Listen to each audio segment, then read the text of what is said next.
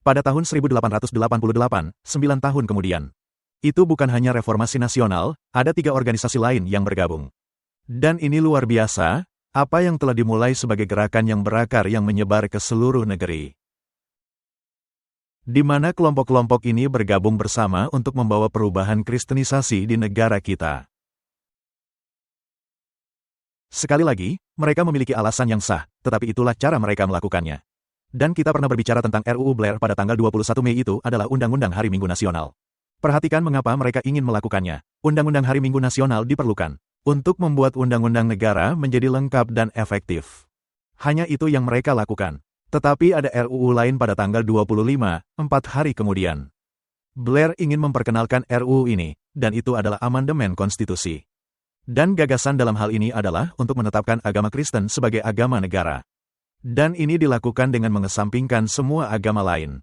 Apakah Anda melihat betapa cepatnya? Apa yang telah ditetapkan oleh para pendiri negara ini akan berubah jika hal ini terjadi.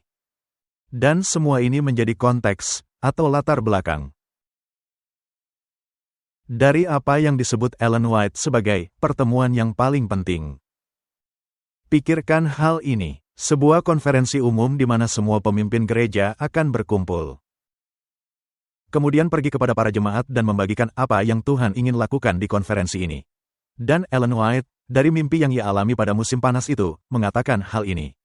Ketika ia menulis kepada saudaranya pada musim panas 1888, ia berkata, kami terkesan bahwa pertemuan ini akan menjadi pertemuan yang paling penting yang pernah Anda hadiri.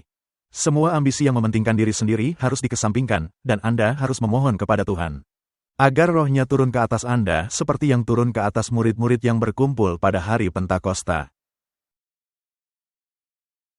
Itu adalah istilah hujan akhir. Dan saya percaya dengan segenap hati saya bahwa Allah tidak hanya bermaksud, tetapi ia mulai mencurahkan Roh Kudus di Minneapolis dan yang lainnya.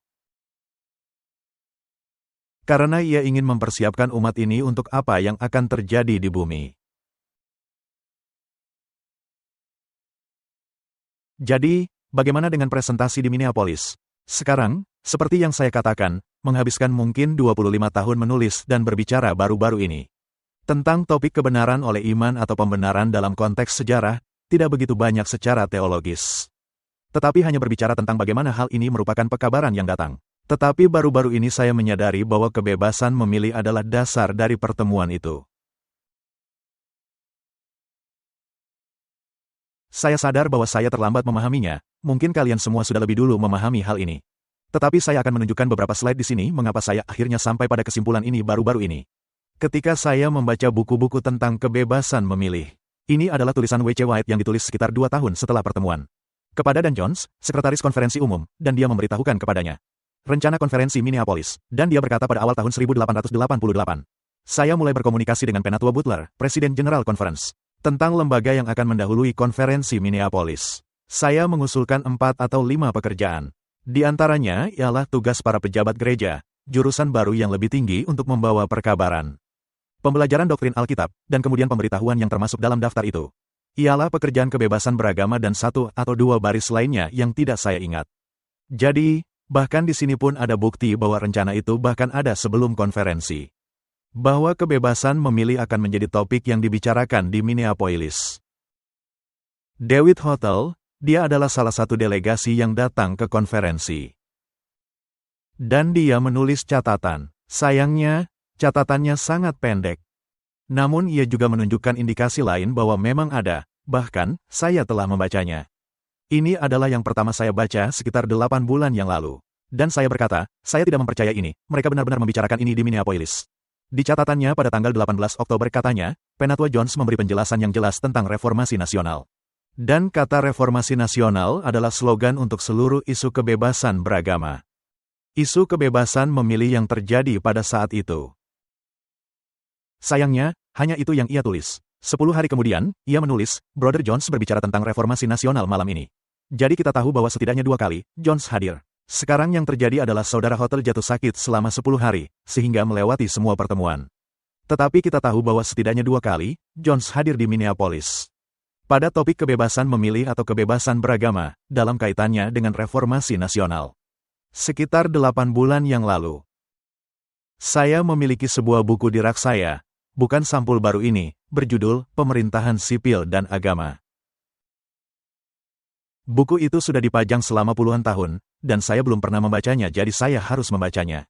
Jadi saya mengambilnya dari rak, dan saya membuka kata pengantar, karena saya pikir sebaiknya saya mulai dari situ. Dan yang mengejutkan saya, inilah apa yang dinyatakan di sana. Karya kecil ini merupakan hasil dari beberapa ceramah tentang hubungan antara agama dan kekuasaan sipil yang disampaikan di Minneapolis, Minnesota pada bulan Oktober tahun 1888. Dia berbicara tentang konferensi umum dalam buku kecil 168 halaman ini untuk Jones. Ketertarikan yang termanifestasi dalam subjek ini dan banyaknya permintaan untuk publikasi poin-poin utama dari argumen yang disajikan, menjadi alasan terbitnya pamflet ini. Jadi ini secara harfiah adalah sebagian dari apa yang dipresentasikan di Minneapolis. Dan saya sama sekali tidak menyadari hal itu. Ngomong-ngomong, pembahasan Jonathan Zirkel dan Ron Knott pagi ini menunjukkan beberapa argumen yang diberikan Jones di Washington DC, berasal langsung dari buku ini. Dan itu jelas merupakan bagian dari apa yang dipresentasikan di Minneapolis. Ada surat lain yang saya tahu, tapi entah bagaimana saya melewatkannya.